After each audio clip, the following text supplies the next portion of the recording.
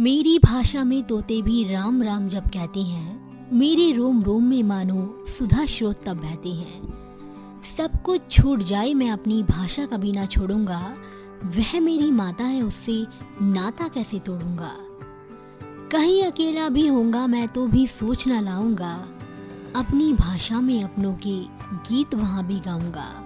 मुझे एक संगिनी वहां भी अनायास मिल जाएगी, मेरा साथ प्रतिध्वनि देगी, कली कली खिल जाएगी। मैथिली शरण गुप्त जी की पंक्तियां कितनी खूबसूरती से हमारे हृदय के उद्गारों को व्यक्त करती हैं। दुनिया में अनेक भाषाएं और बोलियां हैं, हम सभी एक से अधिक भाषाओं का ज्ञान रखते हैं, लेकिन बात जब अपनी खुशी और दर्द को अभिव्यक्त करने की हो, तब बिना सोचे समझे जिस भाषा के माध्यम से हम अपनी खुशी और दर्द को साझा करते हैं, वो भाषा है हमारी हिंदी।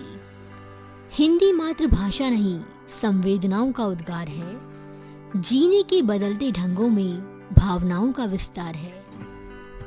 निहित शब्द शब्द हर अक्षर वात्सल्य है, प्यार है, विधिवत यदि कोई बोले तो कृतज्ञता आभार है। पीढ़ी दर पीढ़ी आवंटित मूल्यों का उपहार है, एक भाव शैली अनेक शब्दों का भंडार है। गद्य पद्य हो लेखन भाषण शब्दावली अपार है, बोलचाल कोई भाषा हो हिंदी ही आधार है। मानव जाति अपने सृजन से ही स्वयं को अभिव्यक्त करने की तरह तरह के माध्यम खोजती रही है।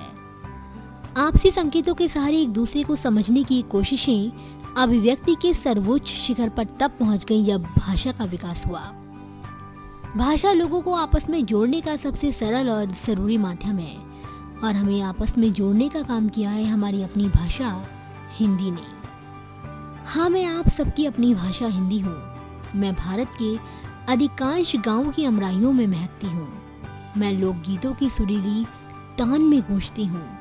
मैं नव साक्षरों का सुकोमल सहारा हूँ। मैं जनसंचार का स्पंदन हूँ। मैं कल कल छल छल करती नदियों की तरह राम और खास भारतीय हृदय में प्रवाहित होती हूँ। मैं मंदिरों की घंटियों, मस्जिदों की अजान, गुरुद्वारे की शबद और चर्च की प्रार्थना की तरह पवित्र हूँ। मैं आपकी, आप सबकी अपनी हिंदी हूँ। जो व्यक्ति व्यक्ति के भाव विचारों की प्रस्तुति परिभाषा है, जो अभिव्यक्ति के माध्यम की सबसे सार्थक अभिलाषा है, जिसने ज्ञानों विज्ञानों के स्वप्नों को नित्य तराशा है, वह भाषा है, वह भाषा है, वह भाषा है, वह भाषा है। कहने सुनने की कितनी ही चाहें अंतस में पलती हैं, ये चाहें अक्षर शब्दों में धीरे धीरे कर ढलती हैं। राहों को रोशन रखने को जो ज्योतिष खावत जलती हैं, सैकड़ों हजारों भाषाएं इस विश्व पटल पर चलती हैं। जो एक तरफ से गंगा है दूसरी तरफ कालिंदी है, अंतस से सरस्वती होकर हठवाहत चिंदी चिंदी है। चिंदी चिंदी होकर भी जो वाणी मैया की बिंदी है, यह दुनिया भर के एक अरब लोगों की भाषा हिंदी है। डॉक्टर राहुल अवस्थी द्वारा आपने सुना ये काव्य पाठ। हिंदी भाषा के विकास की जब भी बात आती है तो आधुनिक हिंदी साहित्य के पितामह कहे जाने वाले महान साहित्यकार भारतेंदु हरिश्चंद्र जी की ये पंक्तियां याद आती हैं। निज भाषा उन्नति अहे सब उन्नति को मूल, बिन निज भाषा ज्ञान के मिटत ना ही को सूल। और एक अति लाभ यह या मैं प्रकट लखात, निज भाषा में कीजिए जो विद्या की बात। विविध कला शिक्षा अमित ज्ञान अनेक प्रकार, सब देशन से लेकर हूँ भाषा माही प्रचार। एक भाषा के रूप में अगर हिंदी भाषा के विकास यात्रा की बात करें तो एक लंबी और सतत प्रक्रिया है। एक भाषा के विकास में उस समाज और संस्कृति की महत्वपूर्ण भूमिका होती है जहाँ पर ये बोली जाती है। हिंदी भाषा के विकास में भी समाज और संस्कृति की महत्वपूर्ण भूमिका रही है, खासकर उत्तर भारतीय राज्यों की भूमिका। भारत की प्राचीन भाषा संस्कृत रही है और इसी भाषा के विभिन्न कालखंडों में अलग अलग स्वरूपों में हुए वियोजन से हिंदी का विकास हुआ है। हिंदी आर्य भाषा संस्कृत की उत्तराधिकारिणी मानी जाती है। साथ ही ऐसा भी कहा जाता है कि हिंदी का जन्म संस्कृत की कोख से हुआ है। भारत में संस्कृत 1500 ईसा पूर्व से 1000 ईसा पूर्व तक रही। ये भाषा दो भागों में विभाजित हुई, वैदिक और लौकिक। मूल रूप से वेदों की रचना जिस भाषा में हुई उसे वैदिक संस्कृत कहा जाता है, जिसमें वेद और उपनिषद का जिक्र आता है, जबकि लौकिक संस्कृत में दर्शन ग्रंथों का जिक्र आता है। इस भाषा में रामायण, महाभारत, नाटक, व्याकरण आदि ग्रंथ लिखे गए हैं। संस्कृत के बाद जो भाषा आती है वह है पाली। पाली भाषा 500 ईसा पूर्व से पहली शताब्दी तक रही और इस भाषा में बौद्ध ग्रंथों की रचना हुई। बौद्ध ग्रंथों में बोलचाल की भाषा का शिष्ट और मानक रूप प्राप्त होता है। पाली के बाद प्राकृत भाषा का उद्भव हुआ। ये पहली ईस्वी से लेकर 500 ईस्वी तक रही। इस भाषा में जैन साहित्य काफ़ी मात्रा में लिखी गई थी। पहली ईस्वी तक आते आते ये बोलचाल की भाषा में परिवर्तित हुई। उस दौर में जो बोलचाल की आम भाषा थी वह सहज ही बोली और समझी जाती थी और वह प्राकृत भाषा कहलाई। हिंदी के अधिकांश विद्वान हिंदी का विकास अपभ्रंश से ही मानते हैं। वहीं कई विद्वानों का मानना है कि हिंदी का उद्भव अपभट्ट से हुआ। हिंदी के विकास की गाथा के बारे में आपको बता रहे हैं डॉक्टर नागेश पांडे। आप आरपीपीजी कॉलेज मीरगंज बरेली में हिंदी विभाग के अध्यक्ष हैं। आपसे बातचीत कर रही हैं हमारी सहयोगी अर्शी। सर, हमें बताइए कि हिंदी की उत्पत्ति कब और कैसे हुई? हिंदी तो जो हमारी मूल भाषा है वैदिक, संस्कृत वैदिक रूप था पहले, तो वहाँ से शुरुआत होती है। और वो भी कहते हैं कि अनादिकाल से, जब से कहते हैं ब्रह्म वाक्य, भाषा को ब्रह्म वाक्य कहा गया है कि उसके मुख से जो है शब्द निकले हैं, ओमकार की ध्वनि जागृत हुई। तो जो हमारा प्राचीनतम रूप है ऋग्वेद, जिसको कि हम काल से बांध भी नहीं सकते हैं, तो वैदिक संस्कृत हुआ करती थी। तो बड़ी क्लिष्ट थी, वो आम जन की भाषा नहीं थी, तो उसको संस्कारित किया गया। और जब संस्कारित किया गया तो वो संस्कृत हो गई। तो ये संस्कृत का लौकिक रूप है और वही मूल भाषा है। उसके बाद एक श्रृंखला चलती है कि संस्कृत बाद पाली भाषा आती है। पाली को और अधिक हम आकृति देते हैं, सुधार करते हैं, संशोधन करते हैं, तब वो प्राकृत बन जाती है।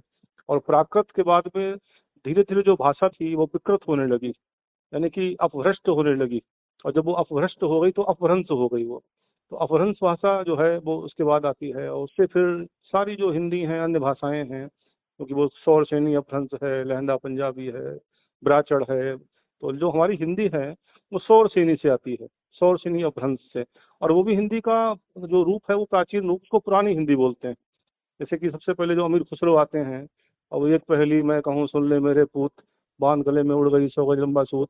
तो ये आदिकाल में अमीर खुसरो से शुरुआत उसकी हो जाती है। तो वहाँ से उत्पत्ति होती है इसकी। यानी कि आप वैसे कह सकते हैं संक्षेप में कि वैदिक संस्कृत से लौकिक संस्कृत की यात्रा तय करते हुए, और फिर पाली है, प्राकृत है और अपभ्रंश है, उसके बाद आपकी हिंदी आती है। तो ये हिंदी की उत्पत्ति का स्रोत है। और फिर वो हिंदी आती भी है, तो मैंने कल आपसे मैंने कहा था, चर्चा भी की थी आपसे, कि वो विभाषाओं के रूप में फिर उसका विकास होता है। तो वो प्रारंभ में आप देखिए ब्रज भाषा है, अवधी भाषा है, तो ये भी क्षेत्रगत है कि पूर्वी हिंदी, पश्चिमी हिंदी, बिहारी हिंदी, पहाड़ी हिंदी, और जो है आपका, तो उसमें भी अनेकानेक भेद हैं। पूर्वी हिंदी की अवधी बघेली छत्तीसगढ़ी हो गई, पश्चिमी हिंदी है तो ब्रज है, बुंदेली है, कन्नौजी है, और खड़ी बोली है, हरियाणवी है उसी में, इसको कौरवी भी बोलते हैं। ऐसे ही अगर उसकी बात करें बिहारी हिंदी की, तो मैथिली है, मगही और भोजपुरी है। तो ये सब उसके स्रोत हैं। और पहाड़ी की बात करें तो कुमाऊनी गढ़वाली है। तो मैं समझता हूँ कि इस प्रकार से जो 17 भाषाएं हैं वो सब हिंदी के अंतर्गत हैं। फिर क्षेत्रीय भाषाएं भी हैं। तो बहुत बड़ा एक व्यापक परिक्षेत्र है हिंदी का। वैसे भी कहते हैं कि पानी बदल जाता है और वाणी भी बदल जाती है थोड़े से ही परिक्षेत्र में। तो उत्पत्ति का आधार तो खैर वैदिक संस्कृत है, लेकिन आज हिंदी के अनेकानेक रूप विद्यमान हैं। जो वर्तमान रूप है वो आप देख ही रही हैं कि अब तो हमने हिंदी को इतना सरलीकृत कर लिया है कि अनेक भाषाओं के शब्द उसमें विद्यमान हो गए हैं।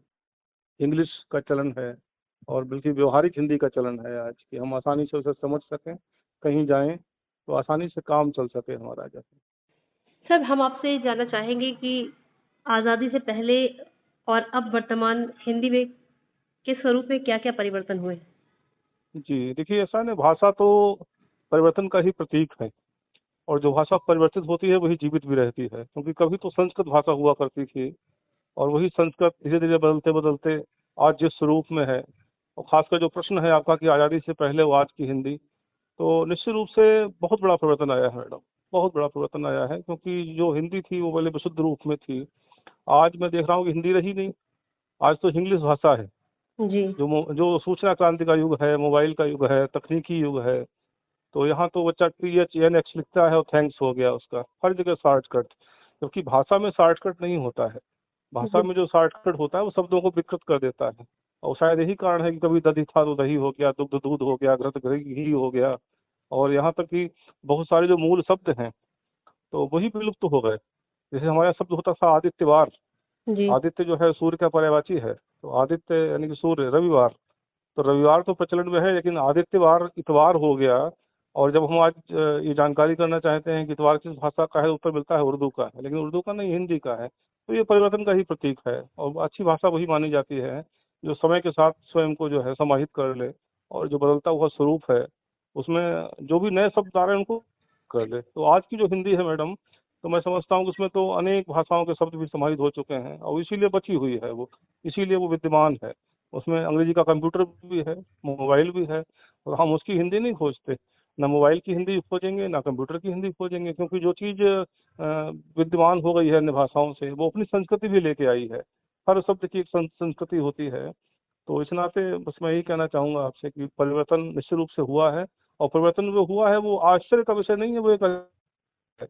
भाषा को समृद्ध होने के लिए परिवर्तन से गुजरना ही पड़ता है।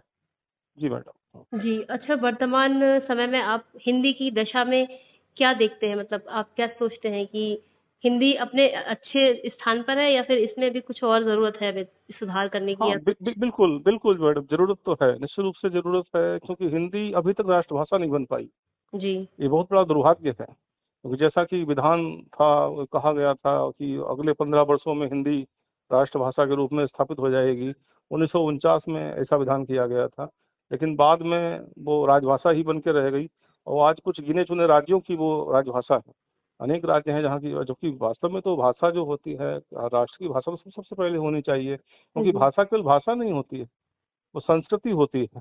और हिंदी संस्कृति के रूप में अगर पनप जाए तो उसका जो विकास होना चाहिए वो होगा, वो नहीं हो पाया है। मैं बिल्कुल इस बात से आपसे सहमत हूँ कि आज जो है हिंदी की स्थितियों को लेकर यद्यपि काम हो रहा है, बहुत काम हो रहा है, साहित्य को लेकर भी काम हो रहा है, दूरदर्शन के माध्यम से, आकाशवाणी के माध्यम से, यहाँ तक कि फिल्मों के माध्यम से। तो हिंदी वैश्विक क्षितिज पर स्थापित हुई है, लोग हिंदी को जानते हैं। अब ऐसा नहीं है कि हम कहीं अगर जाएं और हिंदी नहीं आती है तो काम नहीं चलेगा, लोग हिंदी जानना चाहते हैं, हिंदी जानते हैं, तो हिंदी का अपना एक विपणन का क्षेत्र है, बाजार है उसका। लेकिन फिर भी जो हिंदी की और अधिक संभावनाएं हैं, क्योंकि भाषा जो होती है वास्तव में संस्कृति का प्रतीक होती है, जैसा कि कहा मैंने आपसे। और वो संस्कृति अगर भाषा के साथ जो है उसके संवर्धन को लेकर प्रयास नहीं किए जाएंगे तो कहीं कहीं वो संस्कृति भी खो जाएगी। और भाषा से अगर हम जुड़े रहेंगे तभी हम उस संस्कृति से परिचित हो पाएंगे। तो इसलिए मैं भाषा नहीं मानता हिंदी को, उसको संस्कृति मानता हूँ। अनेक देश हैं जहाँ भाषा संस्कृति के रूप में विकसित हुई है, नेपाली संस्कृति, जापानी संस्कृति। और वो इसीलिए वो जो वहाँ के जो जो साझी विरासत है वहाँ की, जो वहाँ के उदाहरणीय चरित्र हैं, उनसे हम जुड़े रहते हैं। लेकिन भारत देश में ये संकट है कि हमने माध्यम अंग्रेजी को अपना लिया, तो जो हमारे महनीय चरित्र हैं उनको हम भूल गए।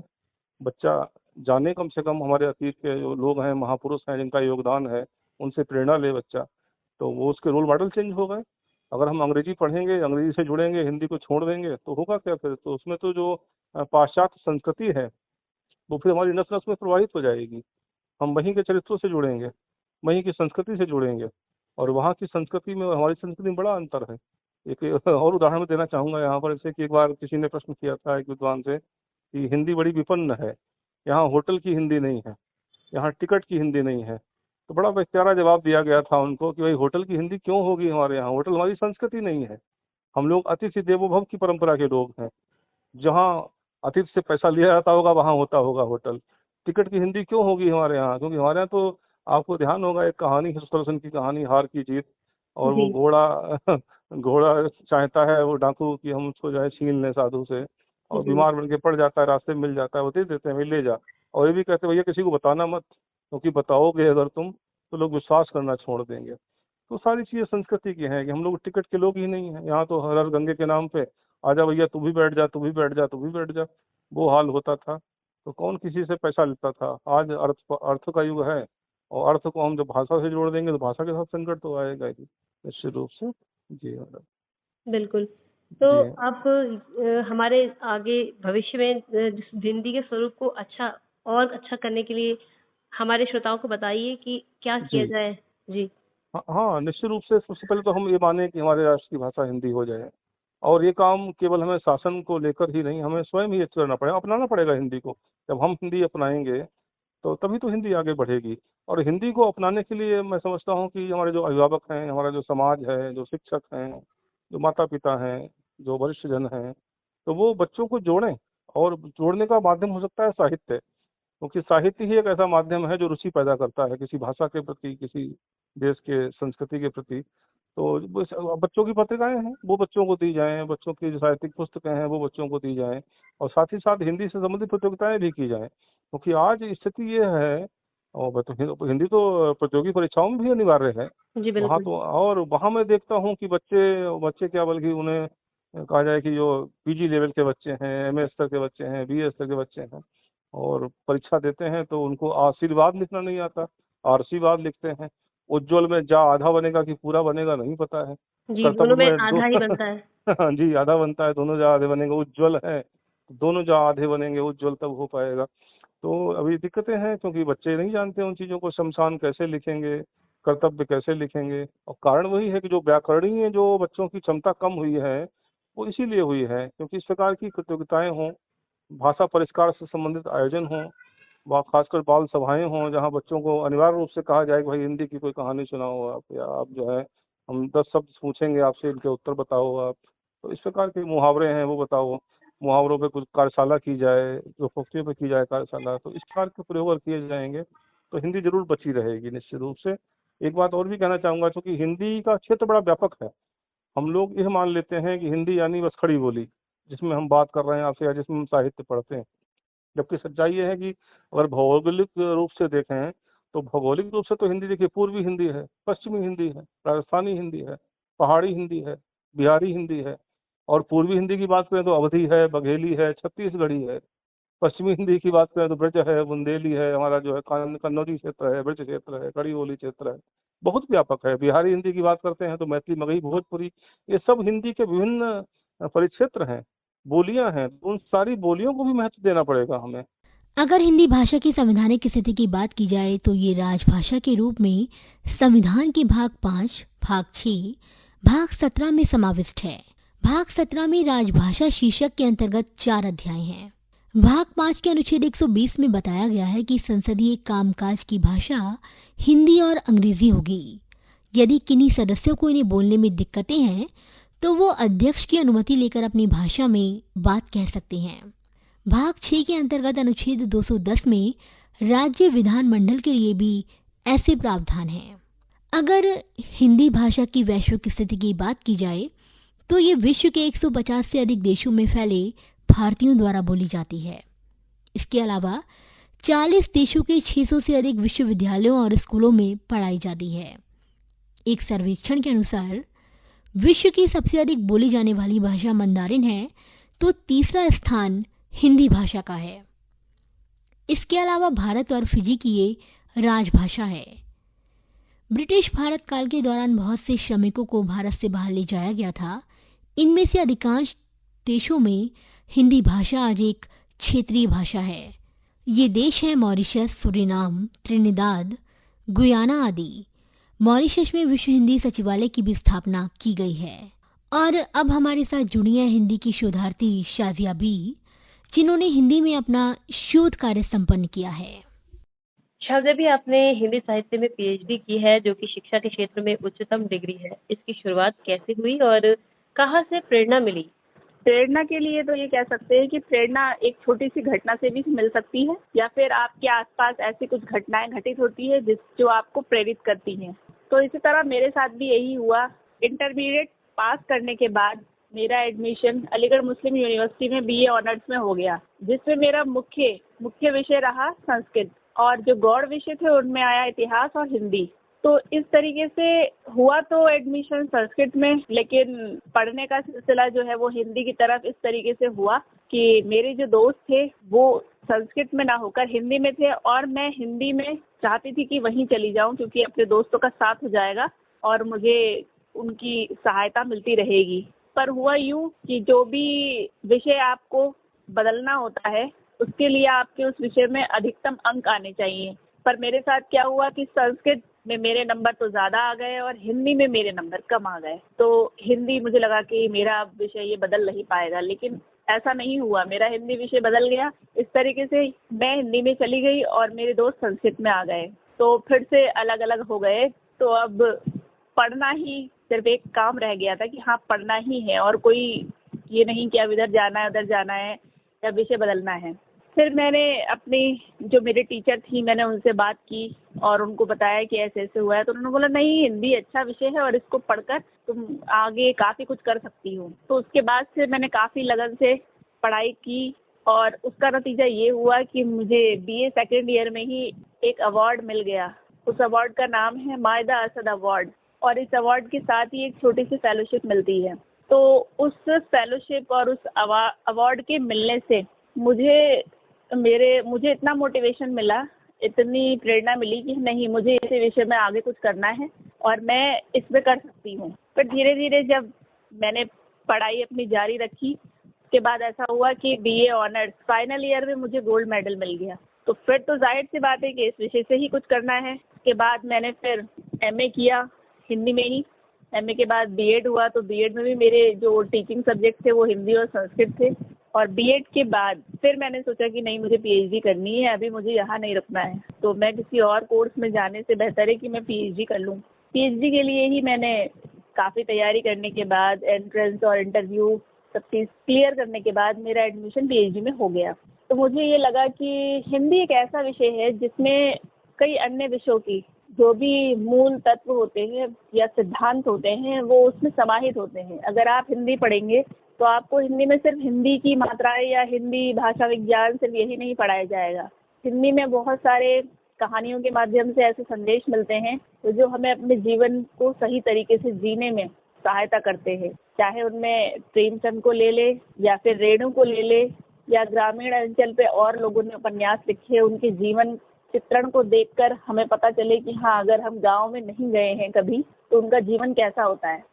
दोस्तों, भारतीय संस्कृति, इतिहास और इस देश की धर्मबहुलता बरसों से विदेशी मुल्क के लोगों को भारत की तरफ खींचती आई है। यहाँ आने के बाद बहुतों ने न सिर्फ भारत की संस्कृति और धर्म से खुद को जोड़ लिया, बल्कि बहुत सारे लोगों ने अलग अलग भाषाएं सीखकर भाषाओं के लिए ऐतिहासिक काम भी किया।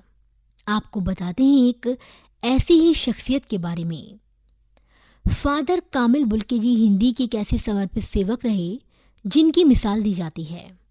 आपका जन्म बेल्जियम में हुआ था। अपने युवा दिनों में आपने सन्यासी बनने का फैसला लिया और भारत की तरफ रुख किया। यहाँ वह रांची में आकर एक स्कूल में पढ़ाने लगे। खुद इंजीनियरिंग के स्टूडेंट रहे कामिल बुल्के भारत की बोली बानी में ऐसे रमे कि ना सिर्फ हिंदी बल्कि ब्रज अवधी और संस्कृत भी सीखी। इन भाषाओं को भारतीय विश्वविद्यालयों में सीखने और उनमें मानक डिग्रियां हासिल करने के दरमियान उन्हें राम नाम की ऐसी लगन लगी कि उन्होंने राम कथा की उत्पत्ति पर सबसे प्रामाणिक शोध किया। बुल्के जी सेंट जेवियर कॉलेज रांची में हिंदी और संस्कृत के विभागाध्यक्ष भी रहे। कामिल बुल्के का दूसरा अहम काम हिंदी अंग्रेजी शब्दकोश की तैयारी थी, जिसे उन्होंने उम्र भर बहुत जतन से बढ़ाया। ये उनकी मेहनत और लगन का ही नतीजा था कि उस शब्दकोश में 40,000 से ज्यादा शब्द आए। कामिल बुल्के की अंग्रेजी और यूरोपीय भाषाओं की जानकारी का भी हिंदी को फायदा मिला और वह शब्दकोश इतना प्रामाणिक बन गया कि आज भी किसी शब्द और उसके भेद पर विवाद होने पर लोग कामिल बुल्के जी की डिक्शनरी की तरफ ही रुख करते हैं। बाद के दिनों में आप चर्च में पुजारी बने और आपके नाम के आगे फादर लगा। भारत जैसे धर्म बहुल देश में बुल्के जी ने बाइबल का हिंदी अनुवाद भी पेश किया। उन्होंने लिखा भी है, ईश्वर का धन्यवाद जिसने मुझे भारत भेजा और भारत के प्रति धन्यवाद जिसने मुझे इतने प्रेम से अपनाया।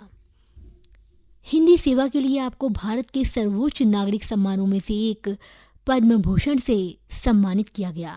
अब हिंदी पर अपने विचार अभिव्यक्त कर रहे हैं मुरादाबाद के रहने वाले युवा अनिल। हिंदी भाषा हमारी मातृभाषा है। भारत देश के अधिकतम नागरिक हिंदी भाषा का प्रयोग करते हैं। हिंदी भाषा के माध्यम से अपने विचारों का संचार करते हैं। हिंदी भाषा से हमारी पहचान हिंदी भाषी देश के रूप में पूरी दुनिया में विख्यात है। अर्थात हम वर्तमान समय में युवाओं से विशेष तौर से बात कहना चाहेंगे कि युवा हिंदी भाषा के महत्व को समझें। आज प्रत्येक भारतीयों के राष्ट्र में उन्नति के शिखर पर ले जाने के लिए हिंदी के प्रति हीनता के बोध को मन से हटाना होगा। वैचारिक और मानसिक रूप से अंग्रेजी की दास्ता से अपने आप को मुक्त करना होगा, क्योंकि हिंदी भाषा एक ऐसी भाषा है जो एक वैज्ञानिक भाषा है, तर्कसंगत भाषा है और हर प्रकार के शब्दों का उच्चारण बहुत ही आसानी से किया जा सकता है। जैसा कि आप लोग छोटे से एग्जाम्पल समझ सकते हैं कि अंग्रेजी में अगर अंकल शब्द कहते हैं तो अंकल शब्द से ही मामा, चाचा, फूफा बहुत सारे उच्चारण होते हैं, लेकिन हिंदी भाषा में इन सारे रिश्तों के लिए अलग अलग शब्दों का अलग अलग शब्द हैं जिसका इस्तेमाल हम लोग करते हैं। अंतिम समय में हम यही कहना चाहेंगे कि हिंदी भाषा देश की आत्मा है या भारतीय संस्कृति का प्रतिनिधित्व करती है और हमें जोड़ने वाली एक मजबूत डोर है। हिंदी भाषा में ज्ञान विज्ञान से जुड़ी किताबें उपलब्ध हैं। हिंदी के जरिए शिक्षित युवक को रोजगार से ज़्यादा अवसर मिल सकते हैं। हिंदी भाषा पर पकड़ रखने वाले उम्मीदवारों को पत्रकारिता के क्षेत्र में करियर बनाने में आसानी होती है। हिंदी भाषा के प्रयास से देश में एकता की भावना मजबूत होती है। हिंदी भाषा को आने वाली पीढ़ियों तक पहुंचाने का संकल्प लेना चाहिए। हिंदी भाषा को सामाजिक एकता के लिए अपनाना बहुत जरूरी है। पिछले 75 वर्षों में हिंदी ने न केवल एक भाषा के रूप में बल्कि भारतीय सांस्कृतिक धरोहर के प्रतीक के रूप में भी महत्वपूर्ण भूमिका निभाई है। हिंदी वह भाषा है जिसने देश की आत्मा को प्रतिबिंबित किया है और स्वतंत्रता के बाद के भारत में सामाजिक और सांस्कृतिक एकता को सुदृढ़ किया है। तकनीकी और वैज्ञानिक प्रगति के साथ हिंदी ने परंपरा और आधुनिकता के बीच एक सेतु का काम किया है।